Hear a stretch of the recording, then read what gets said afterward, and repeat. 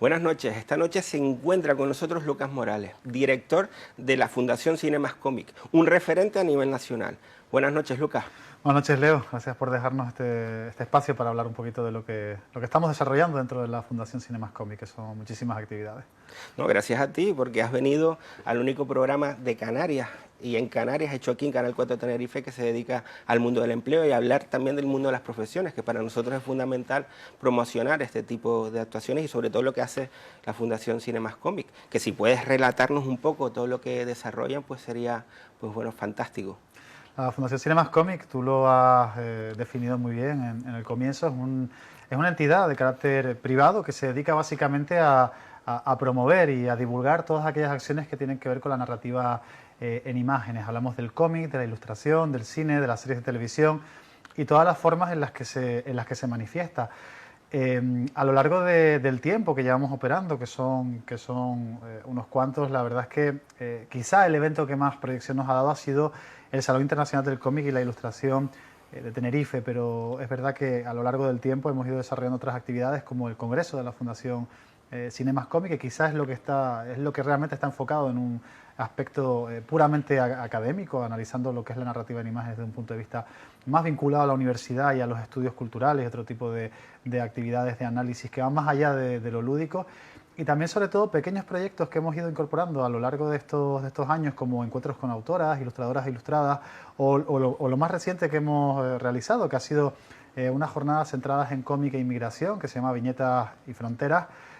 Pues lo que hacemos constantemente es promover todo este tipo de proyectos. Proyectos que nacen dentro de la propia fundación, proyectos que nacen de las ideas que se nos van ocurriendo, o proyectos también que nos traen los profesionales y que vemos cómo incorporarlos dentro de la agenda que establecemos año a año. Es cierto que tenemos prácticamente dos eventos que son inamovibles, el Salón del Cómic de Tenerife y el Congreso académico, pero la verdad es que la agenda está bastante apretada y este año va a crecer, sin duda. ¿Y qué hizo que naciera Cinemascómic? ¿Qué fue la semilla que hizo que resurgiera? Bueno, que resurgiera no, que se vea la fundación y sea un referente a nivel nacional, cosa que es muy raro que una fundación en Canarias pues de este tipo pues sea un referente, y lo es, ¿no? De hecho.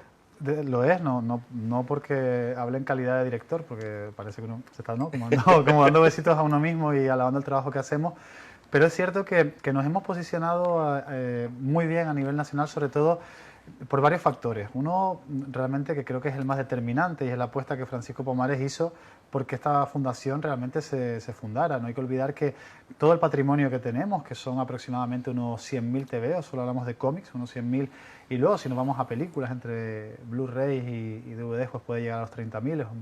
Es un fondo que es único en España y también es verdad que es el testimonio de toda una vida dedicándose en cuerpo y alma a acumular este tipo de productos culturales. Es lo que hizo que la fundación naciera. Por otra parte, es cierto que hemos hecho un salón del cómic muy potente. El Salón del Cómic de Tenerife estuvo parado más de 12 años, si no me equivoco fueron 12 años en total lo que estuvo entre la edición número 14 y la número 15, y volvemos con mucha fuerza, regresamos con mucha fuerza y después nos encontramos además con un óbice que afectó a todos los eventos culturales de este tipo, que fue la pandemia.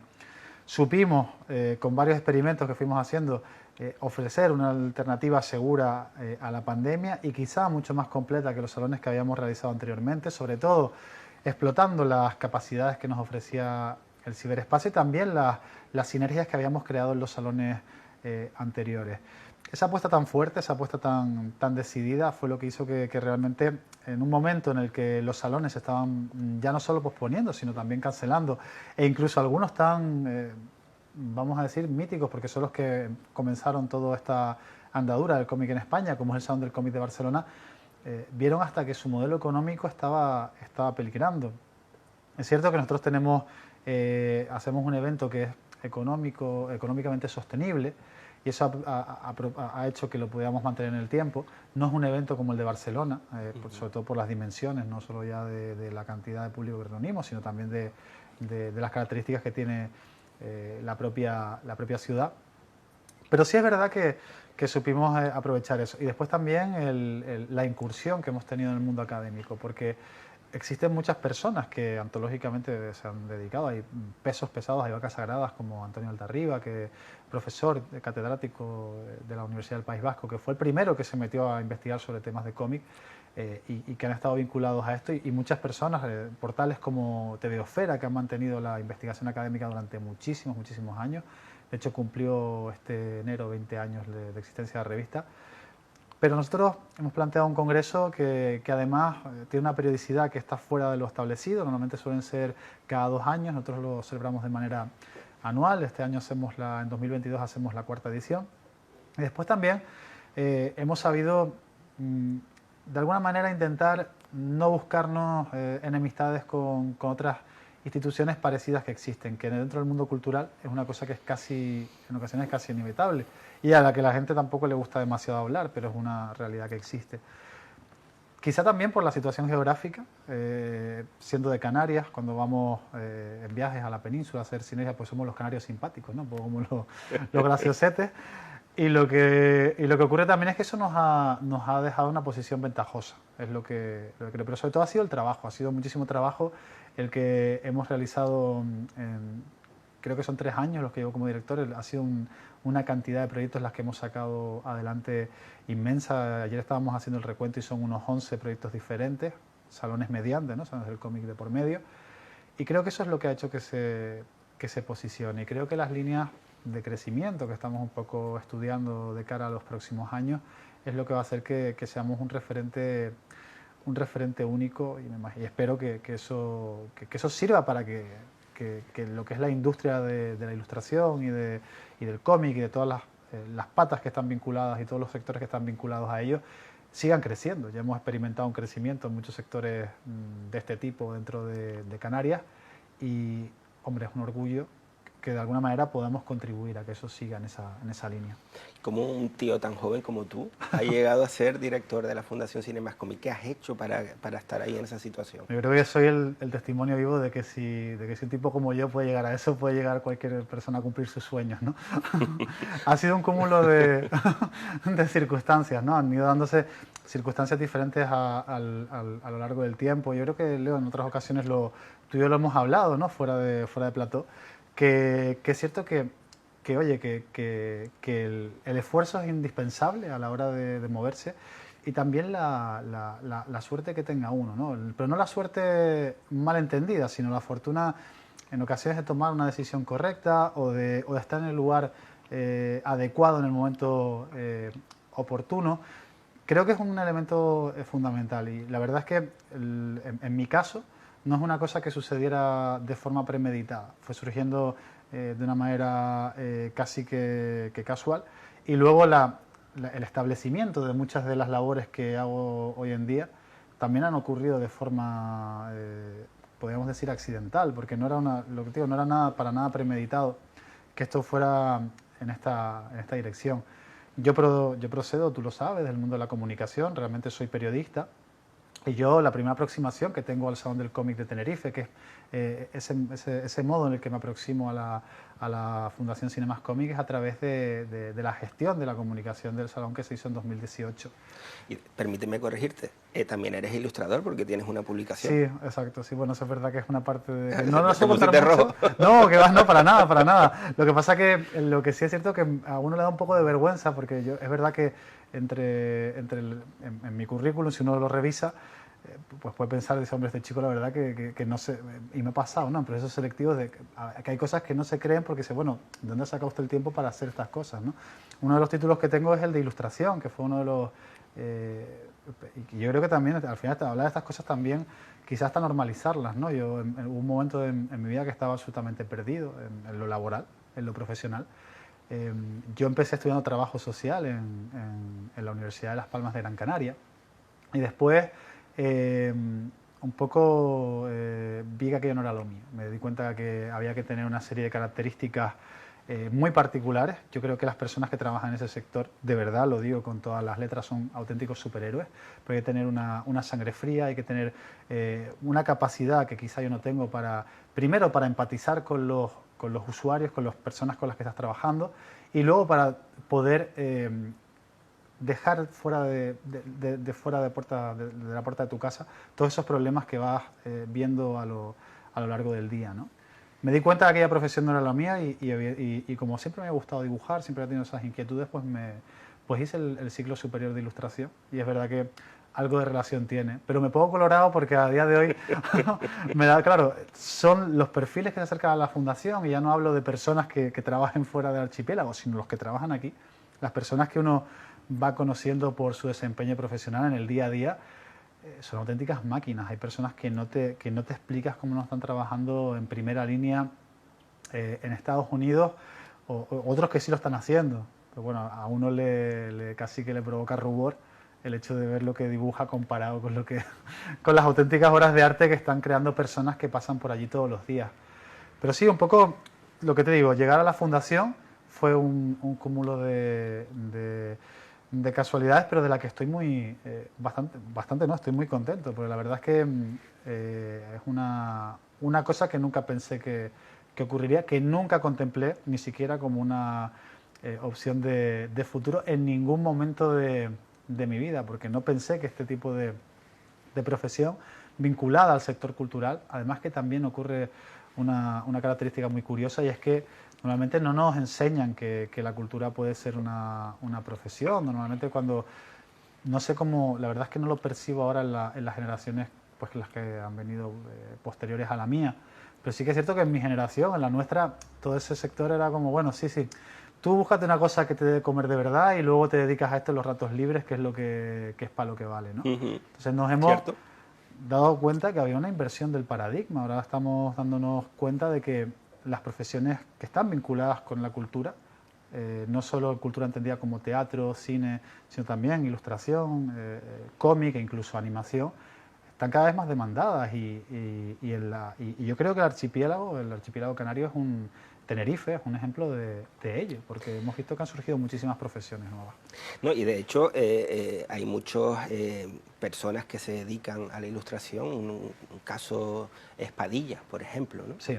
Que con una sola imagen, una sola caricatura, una sola reflexión, ¿no?, dibujada, porque muchas veces una imagen vale más que 1000 palabras, como dice, ¿no?, el refrán.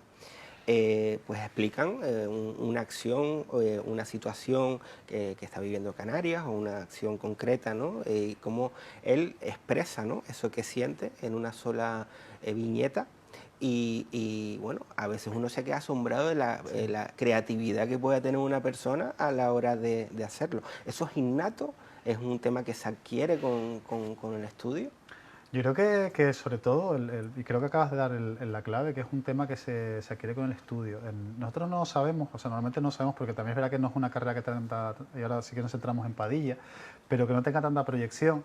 Pero nosotros tenemos dibujantes en Canarias que sin trabajar para Marvel o para las editoriales más conocidas de Estados Unidos, son auténticos referentes a nivel mundial. En el caso de Canarias tenemos a Raico Pulido. Él fue Premio Nacional del Cómic en el año 2018, si no me equivoco.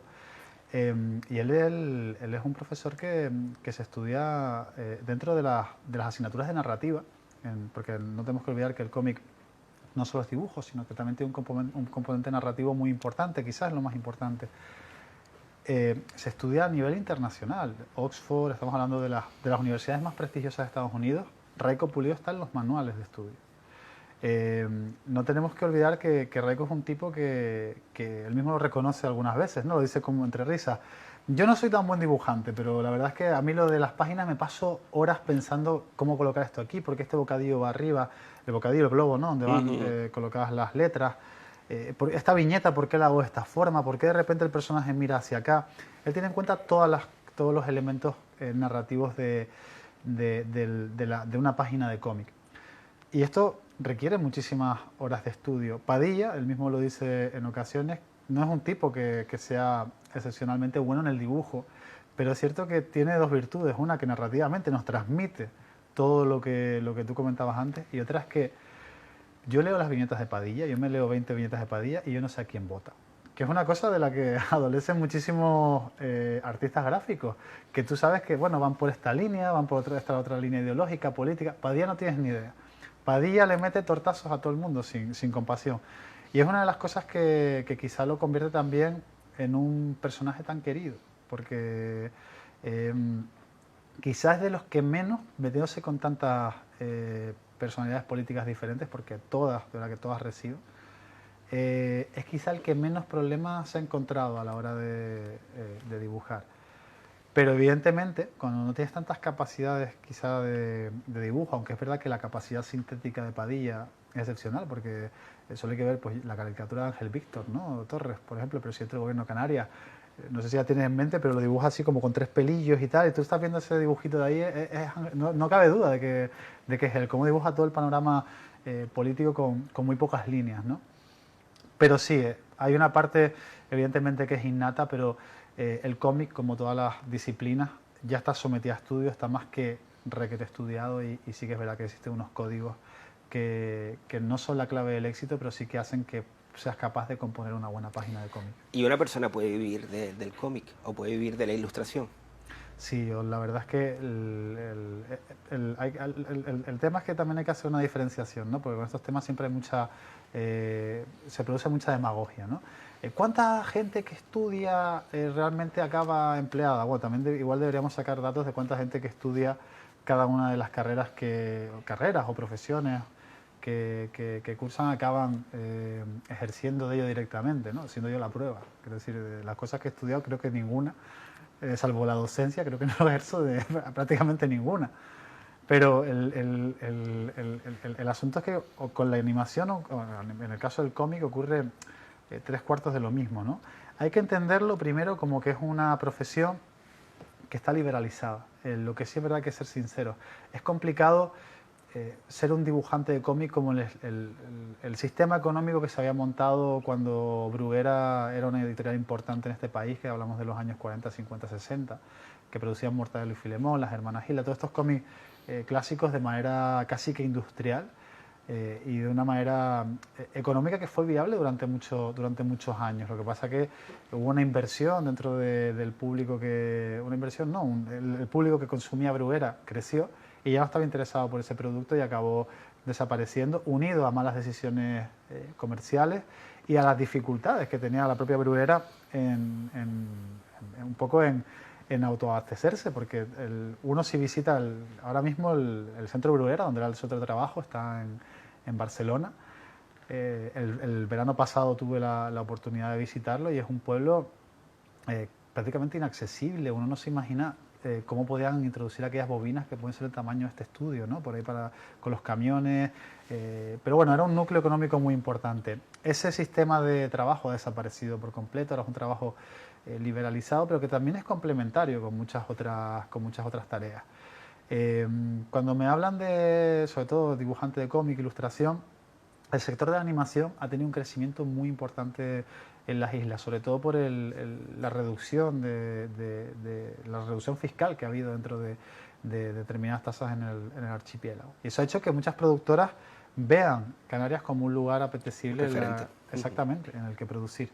Y ha pasado prácticamente en todas las islas del archipiélago. Y eso sumado a que, oye, pues luego al final se recurre a talento local. Es verdad que, oye, puede que vengan algunas personas, sobre todo porque no tenemos que perder de vista que son productoras extranjeras que tienen que controlar lo que está sucediendo con el dinero que están invirtiendo.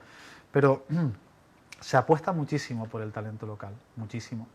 Y claro, uno piensa en la animación y solo piensa pues en la animación de los personajes, no, pero la animación comprende muchísimas cosas: storyboard, creación de fondos, diseño de personajes y un largo etcétera de profesiones que se crean en torno a eso. Y realmente hay trabajo. Y lo sabemos porque en la fundación muchas personas que pasan por allí se dedican a hacer... Hay personas que viven única y exclusivamente del cómic, y te puedo decir ejemplos como Ángel Hernández, que trabaja para DC desde Tenerife, y muchísimos más que trabajan en su línea, ¿no? Pero luego hay personas que han pasado por la fundación, como te decía, que lo compatibilizan con otras tareas, con otras labores, y que tienen pues quizá la ilustración dentro de los estudios de animación como su profesión principal, que está vinculada directamente con el dibujo y con el mundo del cómic, y que luego se dedican a desarrollar otro tipo de proyectos en su tiempo libre. A mí se me ocurren ejemplos como Luis Suárez, que a veces a mí me da pena que este tipo de nombres no se conozcan porque son personas que quizás te mueven en otros ambientes y son referentes. Alicia Warhola, personas que trabajan dentro del sector de la animación y son auténticos punteros. También se me ocurre Dacil Roca. Y luego compatibilizan ese tipo de trabajos, como todas profesiones liberalizadas, con otro tipo de labores. Dacil, por ejemplo, se dedica también a la docencia, a la ilustración de cuentos, de la misma forma que lo hace Alicia. Luis también ha estado en docencia universitaria con temas de animación. Y después también desarrolla diseño de personajes, ha trabajado, incluso el otro día me contaba, que a mí me sorprendió, para realizar unas ilustraciones para el Manchester United. Quiero decir, es que... Víctor Jaubert, por ejemplo, es otro también. Por ejemplo, una persona que ha dado la vuelta no solo a la isla, sino a todo el archipiélago y que suena muchísimo en la península. Lo que pasa es que es verdad que requiere de muchísimo trabajo y a veces... Y no sé, bueno, tampoco quiero abrir ahora la lata de este debate, pero en ocasiones, y es una cosa que a veces también uno tiene que hacer un poco de coach cuando llegan los ilustradores a la fundación, en ocasiones ocurre que el esfuerzo no trae una recompensa inmediata y eso hace que mucha gente se frustre, lo deje o diga que el dibujo no es para... Exacto. Y luego después, sobre todo, una cosa que es fundamental y es entender que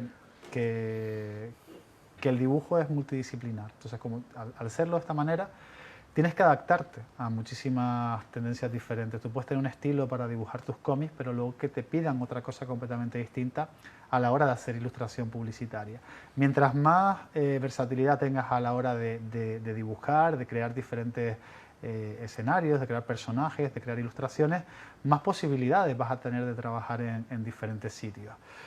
Y creo que también hay que entender un poco que como todas las profesiones liberalizadas, hay trabajos que son meramente alimenticios, que son trabajos que lo que te van a hacer es que ese día, ese mes, pagues el alquiler y lo que cobras de otra parte, pues te lo quedes para ti, para disfrutar, o para ahorrar, o para comprarte un videojuego, o un microondas, o lo que sea, lo que te apetezca comprarte, y que hay que hacerlo porque son meramente alimenticios y que uno no tiene que frustrarse porque no esté en primera línea dibujando en los mejores estudios o trabajando con las mejores casas de animación o cinematográficas, porque hay muchas plazas donde torear.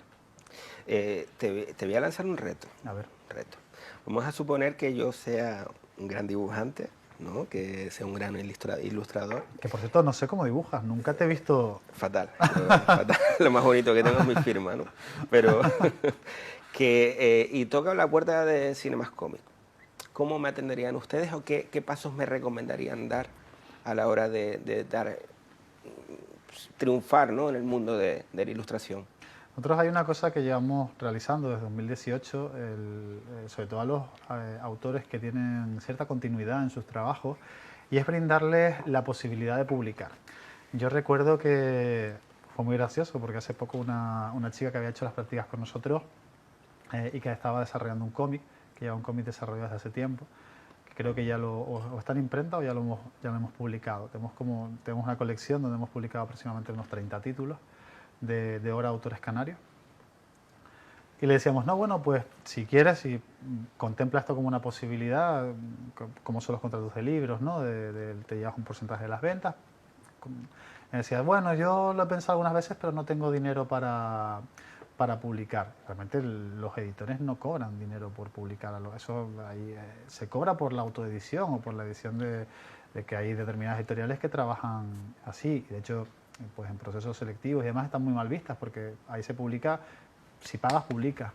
En nuestro caso, nosotros trabajamos como una plataforma para promocionar todo aquello que hacen los autores de Canarias, siempre dentro de nuestras posibilidades, porque no hay que olvidar que somos una empresa, una fundación privada. Y después, sobre todo, aportamos asesoramiento a los dibujantes en determinadas tareas. Que esto es una cosa que no habíamos planteado en un principio, pero que un poco, quizá porque yo tengo quizá un poco de vena paternalista, ¿no?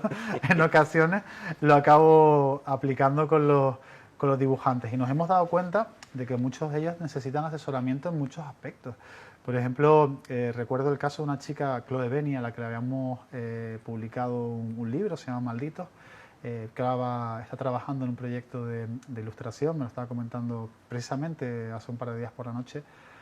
Le ayudamos a presentarse a un concurso que había convocado una convocatoria del Gobierno de Canarias para publicar cómics, para publicar un cómic de autor canario y sin ninguna temática, no estaba sujeto a ningún tipo de vinculación.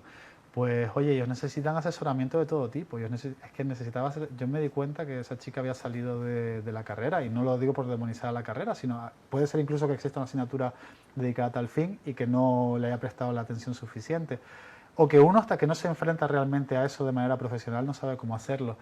Pero cómo sacar un certificado electrónico, cómo preparar los papeles para poder presentar la convocatoria.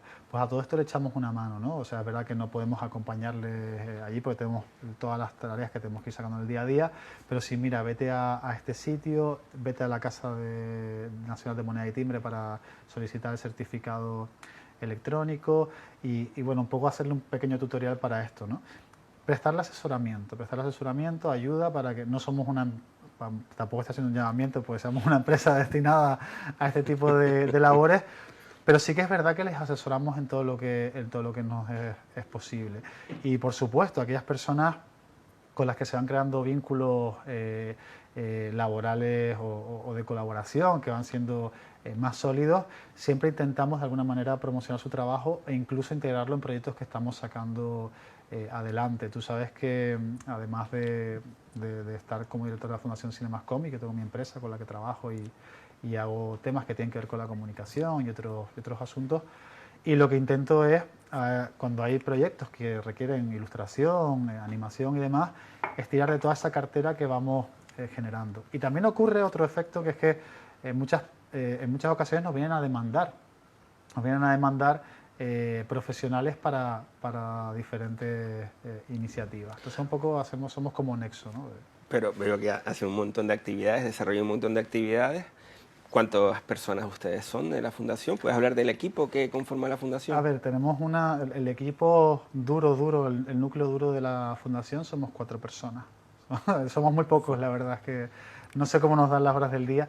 Es cierto que luego tenemos un equipo de gente externa, tenemos a Fabio, que es diseñador, Mauro, un chico que nos ayuda con toda la parte audiovisual, Gonzalo, que nos ayuda con la emisión de streaming, pero son profesionales externos. Equipo de la fundación, realmente somos 4 personas, aparte de mi caso, yo como director, está el presidente, Francisco Pomares, tenemos a Silvia Machado también con nosotros como técnica y a Camila, que también trabaja como técnica dentro de la fundación. Y en ese sentido pues vamos sacando todo lo que podemos hacia adelante. Un montón de cosas. Muchas cosas, muchas cosas. Antes comentabas, ¿no?, un montón de las acciones que desarrollaban dentro de la fundación. Una de ellas importante es el Salón del Cómic. ¿Puedes hablar de ella y si realmente se convierte en un referente a nivel nacional? Se nos ve, somos el faro en el momento de que se está celebrando el salón. Sí, y te voy a explicar porque cuando ocurrió la pandemia, para mí fue una cosa determinante. Hay un efecto que me imagino que a ti, también que eres un tipo que eres bastante activo, con todas las cosas que haces, también te ocurrirá, ¿no? A veces uno, cuando está dentro del ojo del huracán, pierde de vista la destrucción que se está generando alrededor, el efecto que estás generando, ¿no? Entonces, cuando estás metido en el meollo, no te das cuenta de cómo se está extendiendo, ¿no?, lo que estás generando. Cuando empezó el confinamiento y se cancelaron todos los eventos culturales, El Mundo sacaba un artículo donde decía que además de Barcelona, se habían cancelado todas las citas importantes del mundo del cómic en España. Y citaba el Salón del Cómic de Valencia y el Salón del Cómic de Tenerife. Cuando yo leí aquel artículo, dije, hombre, igual sí que estamos, no nos damos cuenta, pero sí que estamos haciendo una labor que se ve mucho de puertas para afuera. Nadie es profeta en su tierra. Es verdad que cuando este tipo de cosas se hacen, no todo el mundo que está aquí lo valora de la misma forma. Es verdad que, hombre, como todas las cosas que se hacen, ni son perfectas y hay muchísimas cosas que cambiar. Pero sí que tenemos una consideración fuera bastante, yo creo que de la que nos deberíamos sentir orgullosos, el pequeño sector que representamos, que al final no es un sector tan amplio de la sociedad, pero sí saber que existe un punto de encuentro que no solo sirve para las personas de aquí, sino también para las de fuera. Muchas veces nos preguntan, ¿cómo repercute esto en el empleo? Porque después es verdad que esto parece que no genera ningún desarrollo socioeconómico. Primero, tenemos la disposición de las tiendas. Nosotros en el salón nunca hemos cobrado dinero ni a las tiendas, porque estén allí de forma presencial, que es una cosa que no se ha hecho nunca en eventos de estas características. Y después tampoco cobramos al Artis Alley. El Artis Alley es un rincón que está compuesto básicamente por artistas locales que venden su trabajo. Ellos los ponen allí en unos pequeños puestos y tratan directamente con los clientes, con las personas que pasan por el salón. Esto está muy bien porque ya no solo por el hecho de que vendan, sino sobre todo porque se relacionen con otros artistas y también con el público, que muchas veces lo tienen, no lo ven todos los días cara a cara y les ayuda a forjarse un nombre. De hecho, hay artistas que viven única y exclusivamente de dedicarse a ir a diferentes Artis Alley por toda España. Y con ello sobreviven todo el año. O sea, con eso les da para vivir y después todo lo que hagan de extra pues se van sacando dinero, pues lo que dice uno, ¿no? Siempre para ahorrar o para dedicarlo a lo que quieran. Pero además, desde el año 2019, nosotros incluimos una iniciativa dentro del Salón del Cómic que es Encuentro con Editores. Nosotros invitamos a varios editores al salón, editores importantes de España, y damos la posibilidad de que las personas que lo deseen le puedan mostrar su trabajo. Es cierto que ellos, cuando hablas con los editores, siempre dicen lo mismo, no solo aquí en Tenerife, sino en el resto de España, que siempre tiene la sensación de que están viendo todo el rato el mismo portfolio. Esto es un consejo que hay que darle a los ilustradores que están comenzando.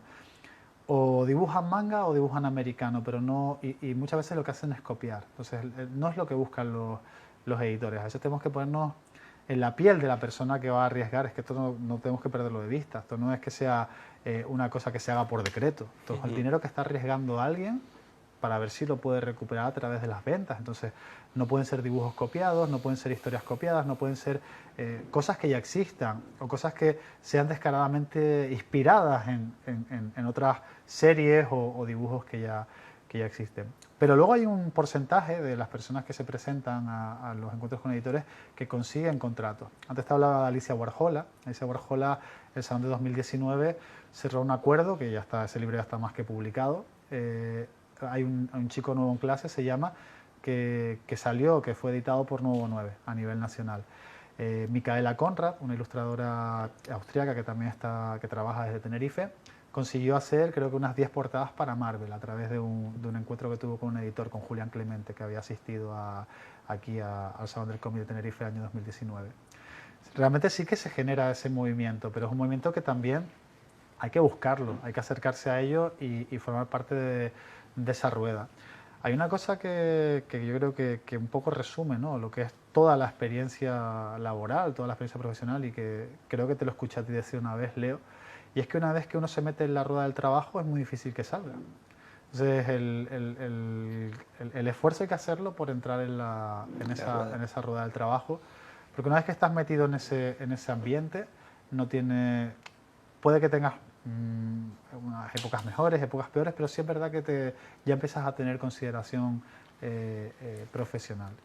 ¿Y el cliente del salón realmente es un cliente joven? Porque siempre se lleva, ¿no?, a pensar que el cómic está dirigido por jóvenes o lo consumen los jóvenes, pero ¿es así? No, hay todo tipo de público. Antes te hablaba de Bruguera. Bruguera, a pesar de generar un desarrollo, o sea, de ser un núcleo importantísimo a nivel de desarrollo socioeconómico en Barcelona, dejó un estigma muy fuerte dentro del mundo del cómic, y es que se asocia sobre todo a que el cómic es un producto infantil. Es un producto para niños, es Mortadelo y Filemón, son golpes, onomatopeyas, dibujos graciosos, pero el cómic es una forma de expresar como puede ser el cine o las series de televisión. Es un medio de expresión más, entonces ahí caben todo tipo de públicos, y ahí cuando llegó el cómic erótico, pornográfico a Occidente, porque ya existía, pero cuando llegó a través del manga, la gente estaba horrorizada, porque el manga era Heidi, el manga era Marco, y de repente veían una cosa que no les encajaba, ¿no?, en sus esquemas. Pero era un cómic que ya existía desde hace muchísimos años dentro de un público que era muy minoritario, porque consumía cómic europeo u otro tipo de historias, y que bueno, que ya conocía aquellos códigos y que no le sorprendieron para nada. Con la democratización del cómic, que ha llegado, duela a quien le duela, gracias a las películas de Marvel, porque la hemos visto ya como que es algo normal. Y yo el ejemplo lo pongo en la forma de vestir. Ya nadie se extraña de que alguien lleve una camiseta del Capitán América o una camiseta de Superman. Pero yo recuerdo los calvarios, auténticos, que yo vivía cuando era un chaval de 16 años, pues llevaba una camisa de superhéroe. Pero yo decía, madre mía, pero por Dios, pero ¿qué está ocurriendo, ¿no? Y ahora es una cosa completamente normal, de la que me alegro, por cierto. ¿Qué ha pasado? Que el cómic ya se ve como una cosa normal, ya no es una cosa de niños, es una cosa que gusta a todo tipo de público, y mucha gente, incluso que era aficionada al cómic y no quería decirlo porque tenía ese estigma social, ha salido del armario y no pasa nada. Hay personas, oye, que pues yo fui el aficionado de toda la vida, que estuvo luchando porque... Bueno, pues deberías alegrarte, chico, porque esto ahora sea una cosa de consumo de masas. Si quieres una medalla, yo se la puedo forjar y se la puedo dar, si le sirve de consuelo. Que sin duda ha sido una lucha inestimable para llegar hasta donde estamos, pero oye, aceptar que es un producto de masas y darlo y abrazarlo de esa manera. Esto provoca que haya gente de todas las edades. Hay chicos quizás más jóvenes que se hayan sentido atraídos por el manga, también el auge de la cultura coreana, que también se relaciona mucho con el cómic que se hace en Japón, aunque son dos países completamente distintos. También el cómic de superhéroes, que ya se ha visto que es ageneracional, que hay tanto gente de 60, de 40, de 50, hasta de 5 a 10 años consumiéndolo, porque además hay determinadas colecciones dirigidas a diferentes públicos, así que es una cosa completamente universal.